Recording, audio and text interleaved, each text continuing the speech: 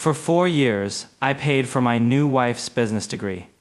When she graduated, she took me to court over our shared property. Your only job is to sacrifice. That's your place in this relationship, she said. During the hearing, I handed the judge an envelope. The judge simply looked at my new wife and burst out laughing. The judge put her glasses down on the bench, slowly, deliberately, the way you set something down when your hands need a moment your face can't afford, in a courtroom. She pressed 2 fingers to the bridge of her nose. Her shoulders moved, once, twice. And then the Honorable Patricia Elaine Wainwright, 30 to 1 years on the bench, a woman who had presided over murder trials and international fraud cases, just laughed, out loud, in open court, in Los Angeles, California.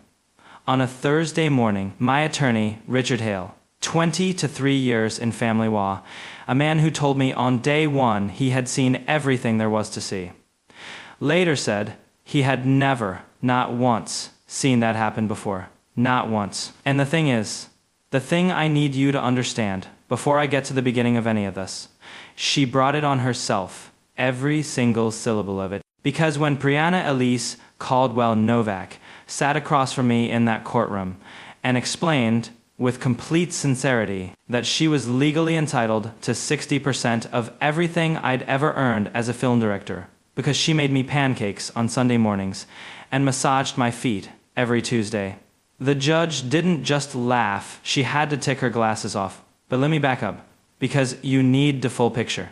All of it. Because if I just tell you the courtroom part, without the pancake chart, and the Vermont Syrup newsletter and what happened with Cheryl's Instagram caption and Aunt Dev in Tampa, you're going to think I'm exaggerating. I am not exaggerating, I'm a film director. I deal in precise, documented truth. None of that prepared me for Brianna. My name is Konstantin Novak. I'm 41. I live in Silver Lake, Los Angeles, in a house I bought at 32 when I finally had enough money to own something that felt like mine. Born in Cincinnati, Ohio. My mother was a librarian. My father drove a delivery truck and watched exclusively westerns and anything with a car chase. He came to my Sundance premiere when I was 33, sat through the entire screening, and his only note, delivered while visibly beaming, while his eyes were doing something he would never acknowledge, was, "Why didn't anyone have a car chase, son?" I have that on video. 15 years directing. Short films, then the independent circuit. First feature picked up at 31. First major award at 34. 3 Sundance selections by 37. By the time this story starts, I was at the point where people in certain rooms know your name before you say it. I'm telling you that not to impress you, but because the money was real, the production company was real, the house was real, and all of it matters later. I'm methodical, detail-oriented. My production schedules are color-coded so precisely that my assistant Derek once printed one out and framed it on his wall as art. Unironically, I make deliberate decisions, except once. She was standing behind a coffee cart at a film festival after-party in Austin, Texas. Yellow dress. 27 years old. She handed me an espresso and said, with complete, genuine, wholehearted sincerity, "Your films are just so atmospheric. Like some movies are a vibe, yours is a vibe. Does that make sense?" And something in my brain just went quiet for a second. Her name was Brianna. Brianna Elise Caldwell. The kind of face that makes cinematographers audibly exhale. I mean that literally. I have watched actual DPs see her and make a sound like they've just seen a sunset through a particularly good lens. Enormous green eyes, hair the color of early morning sunlight, the specific symmetry that cameras love and that you spend your entire professional life trying to cast and almost never find. She was also, and I want to be very precise here because I say this with zero cruelty and 100% accuracy, she was operating on a frequency that the rest of the world hadn't quite tuned into yet. The first conversation we had, she told me her favorite film was the one with the guy and the thing, you know, where it gets emotional at the end. I said that described approximately 40,000 films. She said, "Yeah, but this one had music." She seemed satisfied with that level of specificity. On our second date, she told me she'd read that the Eiffel Tower was built as a giant antenna to receive messages from the universe. I said that wasn't quite accurate. She said, Konstantin, science doesn't know everything. She said it the way you'd say something to a child who still believes things you don't want to crush. She once asked me, completely seriously, whether film directors needed to know how to read, like for scripts and stuff. I said yes, scripts are generally text-based. She nodded slowly, absorbing this. Huh, she said. That's more than I thought. Her phone had 47 unread voicemails. I asked her once why she didn't listen to them. She said if it was important they would have texted. Her logic was structurally airtight. She had opinions about everything and knew the details of nothing. She was certain Mercury retrograde had caused 2 of her Amazon packages to arrive late. She referred to the Renaissance as that old tiny art phase. She once watched a documentary about climate change, and her primary takeaway was that polar bears were actually kind of mean up close, which makes it more complicated. But here's the thing. She was so completely, so wholesomely, so absolutely certain of everything she believed, with the pure, untroubled confidence of someone who has never been visited by a doubt, that it was genuinely magnetic. After 15 years in an industry packed with people performing authenticity at a very high level, here was a woman who simply knew things, wrong things often, but she knew them completely. I thought it was refreshing. I was not thinking clearly. My best friend Dominic pulled me aside at the wedding reception. He looked at Brianna across the room, where she was explaining to my cinematographer that the moon was basically a big mirror for the sun's feelings. He looked back at me. He said, Konstantin, I love you. That woman just described the moon as an emotional mirror. I said, she's poetic. He said, she asked me what documentaries are about. I told him he was being uncharitable. He did the slow nod, the nod of a person who knows they're going to be right about something and has decided exactly how smug to feel about it later. That's Dominic. The theory didn't arrive all at once. It evolved, like a creature finding its final form. Stage 1, month 8 of the marriage. We were eating dinner and Brianna said, completely out of nowhere, I think I'm your muse. I said, in what sense? She said, like energetically. My energy and your energy are doing something together. Creatively, I can feel it. I said, that's nice. That was mistake number 1. Stage 2, 6 months later, she came home from class and said, okay, so I've been thinking, every great artist has a muse, right? Like, historically. And the muse doesn't get credit, and I think that's actually a business problem. I said, in what sense is it a business problem? She said, because the muse is doing labor, emotional labor, creative labor, atmospheric labor. I said, atmospheric labor. Yes, like, I create an atmosphere. You work in the atmosphere. The atmosphere is mine. Therefore, she made a gesture with both hands that suggested she felt the conclusion was obvious. I said, therefore what? She said, therefore your work is kind of mine too? Like, partially? She tilted her head. I'm still working out the math. I should have had a very long conversation right then. I did not have a very long conversation right then. Stage 3, the pancakes. Every Sunday morning, Brianna made pancakes. Buttermilk from scratch, never from a box. She had strong feelings about the box that I won't get into. 1 tablespoon of vanilla, real maple syrup from a small farm in Stowe, Vermont, ordered in a wooden box every 2 months. She treated this syrup arrangement as a serious logistical matter. They were extraordinary pancakes. Genuinely. I want to be clear about that. About a year and a half in, she looked at me across the Sunday breakfast table with the expression of someone who has just solved something important and said, these pancakes are why you're good in your job. I said, Brianna. She said, no, listen. The syrup is from Vermont. Real syrup, not the fake kind. The fake kind is processed, and the serotonin pathway is totally different. I read about this. And every Sunday morning, I'm literally rebuilding your neural architecture for the creative week ahead. I said, you're rebuilding my neural architecture. Through the pancakes, yes. She nodded, completely calm. I have the Vermont company's billing records. Every month, I can document exactly when your brain was being optimized. I said, Brianna, Correlation isn't constant, she said, cutting me off with the gentle patience of someone explaining something to a person who is slightly behind. The cartographer's son won in the ward 2 months after I standardized the Sunday schedule. I have a chart. She produced the chart. It was color-coded. It had arrows. I laughed. I genuinely thought it was a bit. A charming, self-aware bit. She looked at me very seriously. Why are you laughing? She said. It was not a bit. Stage 4. The foot massages. Brianna took a wellness elective in her 3rd year and discovered reflexology. She came home from that first class the way people come home from religious experiences. Slightly lit from within, speaking faster than usual, with an urgent need to explain everything immediately. Okay, she said, dropping her bag by the door. So the feet are basically a remote control for your entire body. Every organ has a corresponding point on the foot.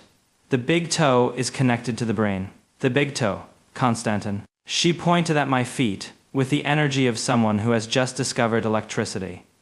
I've been at knowing your big toes for 18 months. Every Tuesday evening from that point on, 15 minutes, eucalyptus oil, a specific sequence from a laminated chart she kept by the couch. They felt great. I won't pretend otherwise. After 12-hour days on set, the man's feet hurt. But 6 months in, she showed me the notebook. Physical notebook, floral cover, 2 colors of pen, columns, a timeline going back 18 months. Look at this, she said, sliding it across the coffee table. Every major creative breakthrough in your editing process has happened within 72 hours of a Tuesday session.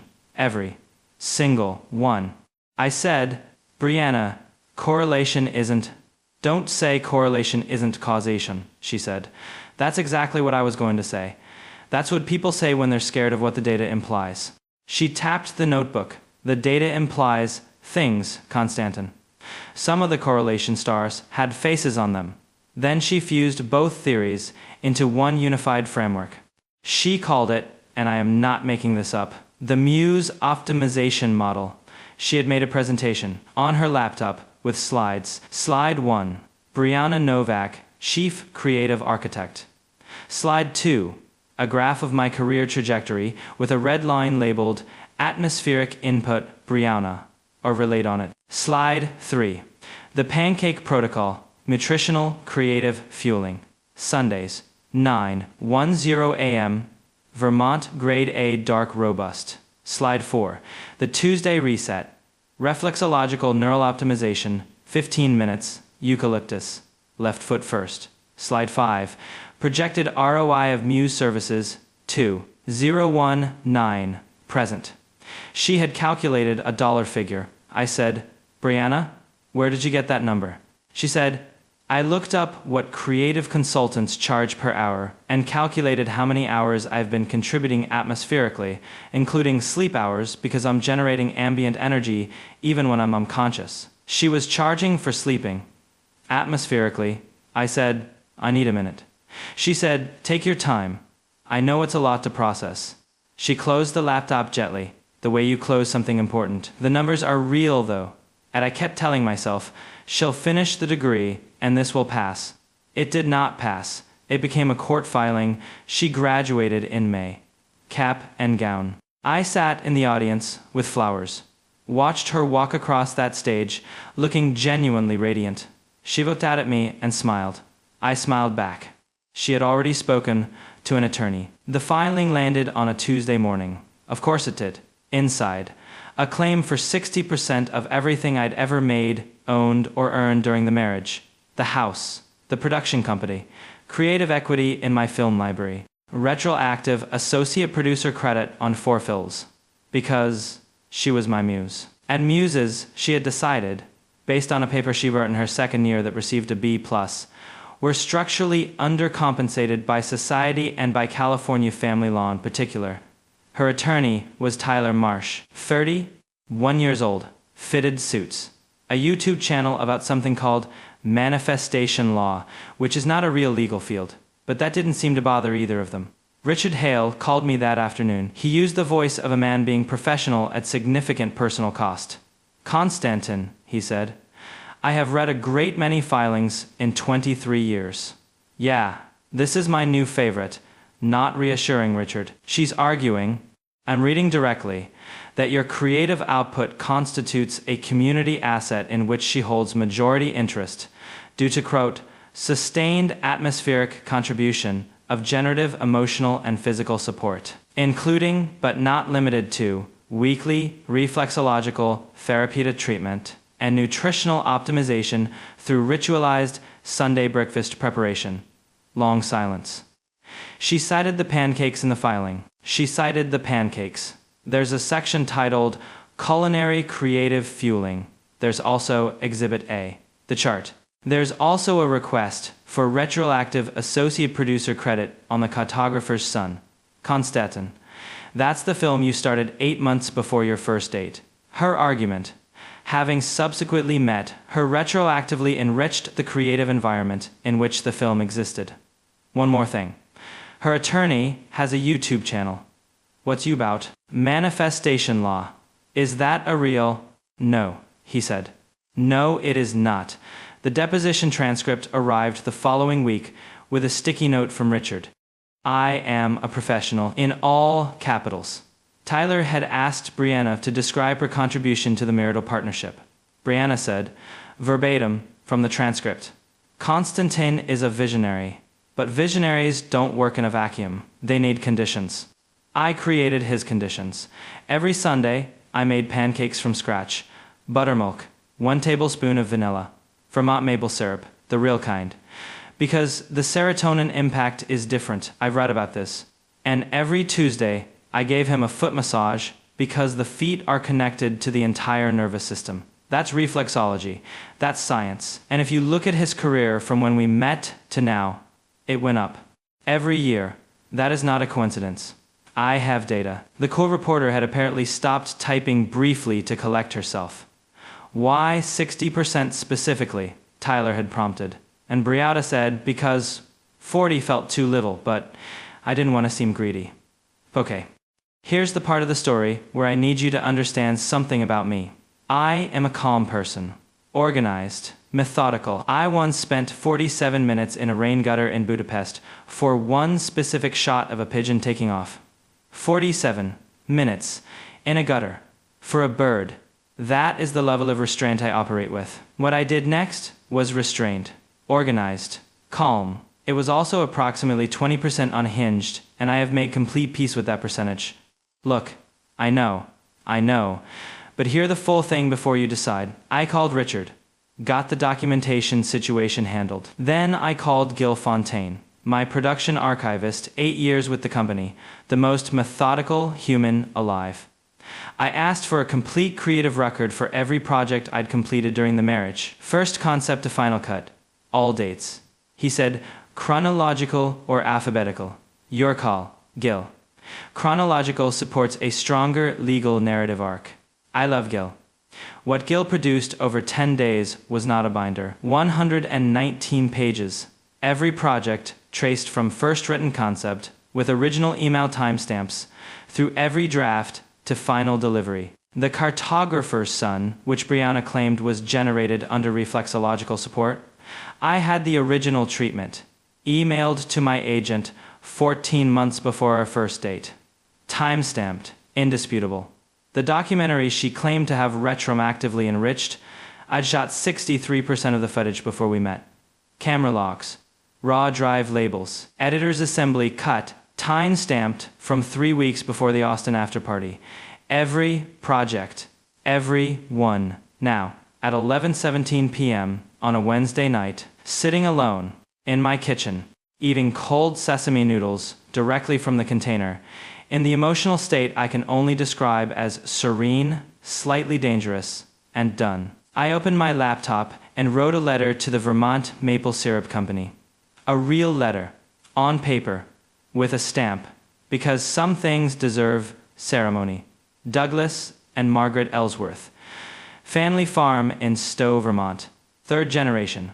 Producers of the specific syrup that, according to Exhibit A of my divorce filing, was responsible for rebuilding my neural architecture every Sunday and enabling award-winning cinema. I wrote to them as a deeply loyal customer wanting to share a testimonial of significant commercial interest. I explained that, according to active legal documents filed in Los Angeles Superior Court, their maple syrup, consumed every Sunday morning over 3 years, had been formally identified as a causally significant factor in the artistic output of an award-winning film director. I noted their product had been cited by name. I suggested the syrup that built a film career had potential as a marketing direction. I wished them a wonderful harvest season. Then, the noodles were cold. The clock said 11:44. Something in me was very quiet and very done. I sent an email to the UCLA Extension Program in Holistic Wellness Studies, informing them that reflexology had been cited in active family court proceedings as a primary contributing factor to a film director's creative and commercial success, that the attorney on record appeared to believe this was scientifically verifiable, and that I thought their program deserved to know in case it was useful for accreditation or funding proposals. I hit send on both. Then I went to bed. I thought both things would disappear into the void. A private, slightly unhinged pressure valve. I thought I was whispering into empty space. I was not whispering into empty space. Douglas and Margaret wrote back in 4 days. They were absolutely electrified. Here's what I didn't know about Douglas and Margaret. They'd been running the farm for 31 years, had 4,000 newsletter subscribers, 1,200 Instagram followers, and had been quietly, earnestly looking for a marketing angle that would make them stand out in the crowded artisanal Vermont maple market. Since 2019, seasonal recipes hadn't worked. Farm tour content hadn't worked. A collab with a local sourdough bakery generated moderate enthusiasm. And then nothing. Nothing had stuck. Margaret wrote back, 3 exclamation points in the first paragraph, signed, warmly and sappily, M&D. Saying this was the single most extraordinary product testimonial they had ever received in 31 years. And would I allow them to share it, with appropriate anonymization, in their newsletter? I said, go ahead, just change the identifying details. Margaret changed my name to a celebrated West Coast filmmaker. She did not change anything else. The newsletter went out Friday morning to 4,000 subscribers. The headline, in large letters, the maple syrup that won at Sundance. By Saturday morning, 17 people had shared it. One of them was a food and culture writer in Brooklyn, named Sienna Park, 340,000 followers, who posted it with the caption, I don't know what is happening in this filmmaker's divorce, but I am fully and completely rooting for the syrup. Every bottle, the whole farm. I want the syrup to win. 14,000 likes in 24 hours. The comment section became a genuine philosophical debate about artistic inspiration, the romantic tradition of the muse, and whether maple syrup could constitute a creative collaborator under California community property law. Someone with a film studies PhD wrote 3 paragraphs. Someone replied with a meme of a stack of pancakes with sunglasses on. The meme got more engagement than the PhD comment by a factor of 11. A practicing reflexologist from Portland wrote, as a professional, I want to state that we do not make these claims. We also cannot stop laughing. Someone wrote, the pancakes walked so the film could run. That got 1,400 likes. Someone else wrote, if this syrup doesn't get an executive producer credit, I don't know what justice is. A film industry trade newsletter picked it up Monday. Anonymous LA directors divorce cites maple syrup as creative catalyst. My editor, Marcus, 6 films together, communicates primarily in single words and devastating silences. Texted at 9:47 a.m. Please tell me it's you. I sent back a maple leaf emoji. He replied, you absolute menace. 3 other directors I know personally sent variations of the same message. One sent a short video of a beaver eating a log. I didn't know exactly what he meant by it, but I felt understood. Then, the reflexology program wrote back. I had genuinely forgotten I'd emailed them.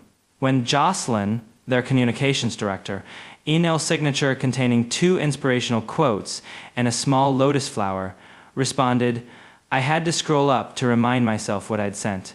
Jocelyn was not just flattered. Jocelyn was activated. She wrote that the program was profoundly moved by the idea that their field was being cited in family court proceedings, that this represented a watershed moment for holistic wellness recognition in institutional frameworks. and had I considered being interviewed for their student journal, they were launching a fundraising campaign, and felt this extraordinary moment of cultural visibility could be strategically leveraged. I said, I'd rather not be interviewed. Jocelyn featured the story anyway. Piece titled, Reflexology in Legal Frameworks. What recent court proceedings tell us about the growing institutional recognition of holistic practice? With a sidebar about their spring certification intake. A pull quote from an instructor. We have always believed the practice had broader applications than the mainstream recognized. This moment confirms it. With a photograph of someone's feet. Brianna's mother saw the reflexology article. Now I need you to understand Cheryl. Cheryl Caldwell, 61 years old, Scottsdale, Arizona. She looks like what would happen if a Real Housewives cast member developed a strong personal relationship with the concept of manifestation. Instagram account called @CherylUnfiltered. Lifestyle curator, wellness journey, abundance mindset. Mercury retrograde responsible for her Wi-Fi issues. No irony. None. Cheryl had been fully on board with Brianna's muse theory since approximately month 4 of our marriage. I have reason to believe she co-developed several key elements during a Scottsdale spa weekend in year 2, where they apparently had a real breakthrough conversation about energetic labor. Cheryl saw the reflexology article at 7:12 a.m. on a Tuesday. She called Brianna at 7:13. Brianna called me at 7:22. My mom thinks you made my massage technique internationally famous, Brianna said. I said, I didn't do anything. A newsletter republished something. Constantin. There's a photograph of feet in an academic publication. I said, it's an extension program newsletter. It's not, long pause, happy crying, Brianna clarified. She says this is Brianna's legacy moment. She's already drafted a caption. Please tell Cheryl not to post a caption. Constantin, Brianna said quietly, with genuine regret. I called you after she posted it. Cheryl's caption, posted at 7:92 a.m. My daughter's healing gifts are now being recognized in courts of law. I always knew she had something special. You cannot put a price on holistic energy, but apparently some people are trying to, and honestly, good. This is her legacy.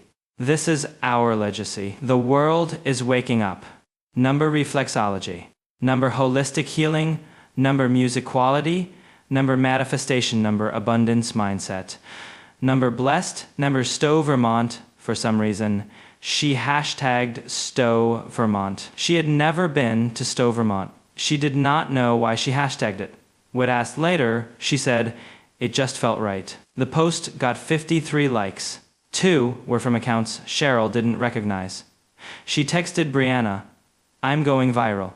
She was not going viral. Then Brianna's brothers got involved. Mitchell, 34, sells insurance in Phoenix, coaches Little League, says, at the end of the day, at the beginning of most sentences. Ryan, 36, manages a sporting goods store, communicates almost exclusively through memes, and the occasional deeply sincere statement about loyalty. Neither had been involved until the maple syrup newsletter started appearing in their Phoenix friend groups.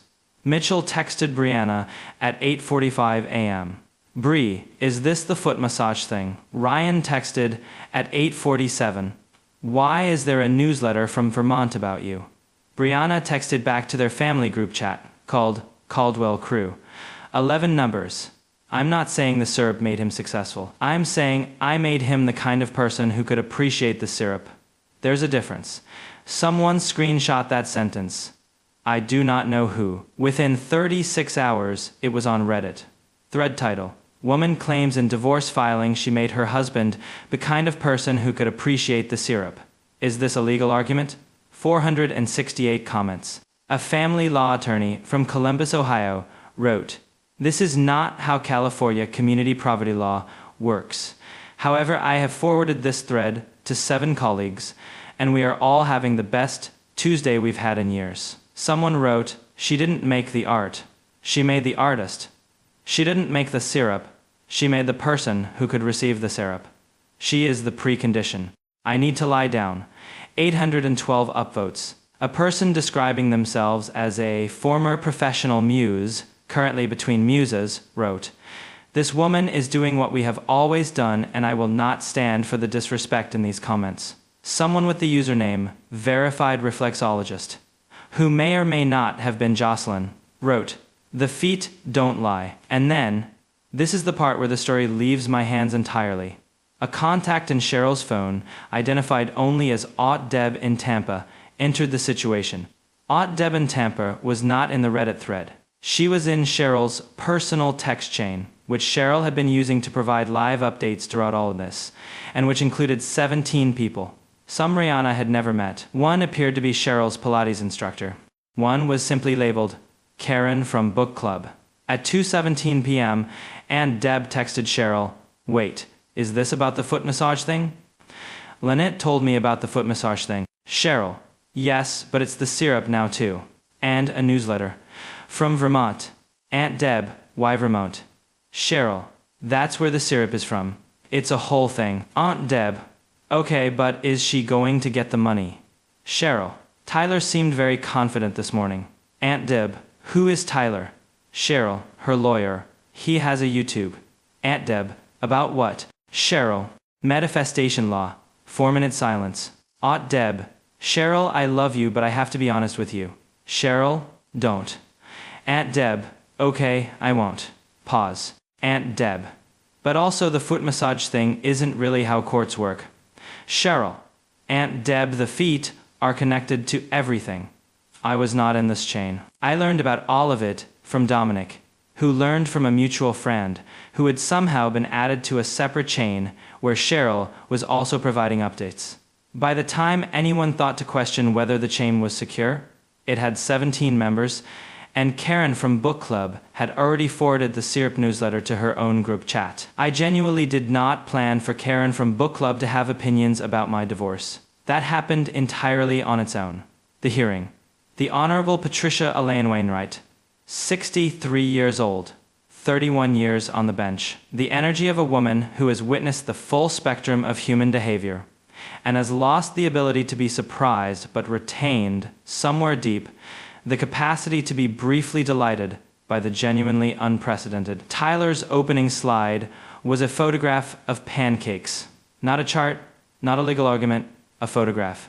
Of pancakes, in soft morning light, slightly golden, maple syrup catching the light in the upper right corner, styled like a brunch menu. This photograph had been selected, prepared, and placed into a formal courtroom presentation, shown on a projected screen, to a sitting judge with 31 years of experience. Judge Wainwright looked at the pancake slide. She looked at Tyler. She said, "Counselor." Tyler said, "Your Honor." She said, "Is that a photograph of pancakes?" Tyler said, "It is, Your Honor. They are central to the evidentiary framework." Judge Wainwright wrote something on her notepad. I will never know what it was. Whatever it was, she underlined it. "Continue," she said, in the voice of a woman who has decided to see exactly where this road goes. Tyler continued, 9 slides. Slide 3 was the chart, Brianna's handwritten chart, 2 pen colors, correlation arrows, the star stickers now blown up to presentation size on a courtroom screen. Slide 5 was a printed graph, noting my Sundance selections against the commencement of Sunday pancake production. Slide 7 contained the phrase, "Sustained atmospheric creative contribution," in a large font. At one point, Tyler said, "The evidence will demonstrate that Mrs. Novak's domestic contributions constitute what leading business schools now call invisible labor infrastructure." Richard, beside me, wrote something on his legal pad. He slid it toward me. It said, "Which business schools?" I had to look at the ceiling. Then Tyler called Brianna to speak. Brianna, in her best blazer, hair perfectly arranged, the serene, organized confidence of someone who is prepared thoroughly and is ready to deliver, looked at Judge Wainwright and said, "I want to start by saying that I have a lot of respect for this process. I've always believed in institutions." Judge Wainwright nodded carefully. "And I want to be very clear," Brianna continued, "that I'm not saying Konstantin isn't talented. He is. He's incredibly talented. I've always said that." "Noted," said the judge. "But talent needs fuel. You know? Like a car. A really nice car, which Konstantin has. But even a really nice car needs premium gasoline." She nodded at this metaphor. satisfied with it. I was the premium gasoline. Judge Wainwright looked at her for a long moment. Through the pancakes, the judge said. Through the pancakes, yes. And the Tuesday sessions. Brianna folded her hands. Can I tell you about the Tuesday sessions? You may. Brianna explained reflexology to a sitting federal judge. In detail. The foot chart, the big toe's connection to the brain, the eucalyptus oil, why she always started with the left foot. Because the left side is connected to the creative hemisphere, which for a director is obviously the most important. This specific sequence she'd developed, and why standard reflexology sequences were insufficient for someone of Constantine's creative output level. The court reporter's typing slowed. Then Brianna said, I also want to submit something. Tyler handed her a document. She handed it to the clerk. It was a printed, laminated copy of the Muse optimization model. All 9 slides, spiral-bound, with a cover page. Judge Wainwright received it. She looked at the cover page. She looked at slide 3, with the star stickers. She looked at the projected photo of pancakes still on the screen because nobody had changed the slide. She looked at Brianna. Brianna looked back with the expression of someone who has done everything right and is waiting for acknowledgement. Then Richard stood up. He presented the binder. 119 pages. Gill's tabs. Every project traced from first concept to final delivery. Every single one. Predating the pancakes. Unhurried, completely quiet. The way you are when the facts are doing all the work. Then he said, one additional item, Your Honor. He slid an envelope to the clerk. Inside, 1 printed page. Douglas and Margaret's newsletter. The maple syrup that won at Sundance. Bold headline. The phrase, causally significant factor in cinematic achievement. In bold. The farm's address at the bottom, in case anyone wanted to order. Judge Wainwright read it. The courtroom was extremely quiet. She looked up at Brianna, and she laughed. Not a suppressed smile, not a professional clearing of the throat. She laughed out loud, in open court, caught herself, set her glasses down, pressed her fingers to the bridge of her nose, whose shoulders moved twice, and she said, I apologize. That was, and made a small gesture with her hand that said, more clearly than words, give me 1 moment. She put her glasses back on, looked at Tyler, looked at the pancake photograph still projected on the screen, looked at the spiral-bound Muse optimization model on the corner of her bench. She said, Mr. Marsh, are we genuinely arguing in this courtroom today that Vermont maple syrup is a legally cognizable creative contribution to the intellectual property of a working film director? Tyler straightened his jacket. We are arguing that the totality of Mrs. Novak's sustained atmospheric. She held up one hand. He stopped. She looked at the newsletter again, then at the pancake slide, then at Brianna. Brianna gave her a small, encouraging nod. The nod of someone who believes completely in what's happening and wants to be supportive. Judge Wainwright pressed her fingers to the bridge of her nose 1 more time. And then, from the 3rd row, in a voice clearly not intended to carry but absolutely carrying, Cheryl said, the pancakes really are exceptional though. Every head in the courtroom turned. The bailiff turned. Judge Wainwright looked up slowly. Cheryl, realizing she had spoken out loud in an active courtroom, straightened in her blazer and nodded once, with dignity, as if she had simply delivered a point that needed to be on the record. The bailiff said, Ma'am. Cheryl said, I'm just providing context. Judge Wainwright looked at Cheryl for a long, specific moment, then back at her notes. She was smiling, clearly, unmistakably, professionally, unsuccessfully, trying not to smile. She said, we'll take a 15-minute recess. During the recess, Brianna sat down next to me, not at the table, in the chairs by the window, afternoon light coming in at a particular angle. Tyler was on his phone. Richard had stepped out. Just us. She looked tired. Not upset tired. The kind where someone has been holding a particular shape for too long. She said, did you actually write them a letter? Like with a pen, envelope, and stamp. She looked out the window. That is so completely and entirely a Konstantin Novak thing to do, she said. Silence. I thought the pancakes mattered, she said. They're really good pancakes, Brianna. They are really good pancakes, she agreed. Quietly. I just wanted to be part of it. What you make. I wanted to feel like I was in it somehow. And there it was. Not the legal strategy, not Exhibit A, not the errors on the chart, just a person who'd spent 4 years living right next to something she couldn't touch, and had found a way to make herself essential to the story, because the alternative was failing entirely outside of it. I understood that. Not the filing, not the 60%, but the feeling underneath. Completely. I said, "You mattered, Brianna. You just don't own the films." She nodded. Once. Slowly. Tyler said I could get 60%. Tyler has a YouTube channel about manifestation. She actually laughed. A real one, the kind from across the table in Austin. The realest moment we'd had in 2 years. My Aunt Elspeth called me the night before the second hearing day.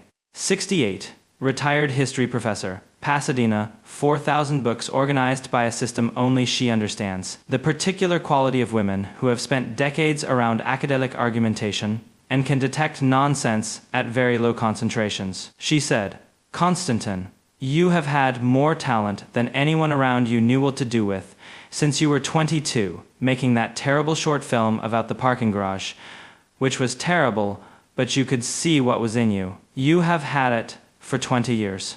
Before the marriage, during it, after it. Anyone claiming credit has confused presence with authorship."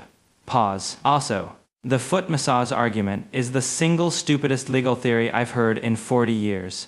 And I once sat through a dissertation arguing Napoleon's primary military motivation was his relationship with his hat. Another pause. "Don't let her take the house," she said. "I like that house." She hung up. Elspeth has visited the Silver Lake house exactly once, but she was rooting for it. Judge Wainwright ruled on day 3. Brianna received her legal share of genuinely shared marital assets. Fair portion of joint savings, equitable acknowledgement of domestic labor, specific property acquired together during the marriage. Not creative attribution, not residuals, not retroactive producer credits. The house stayed with me. The production company.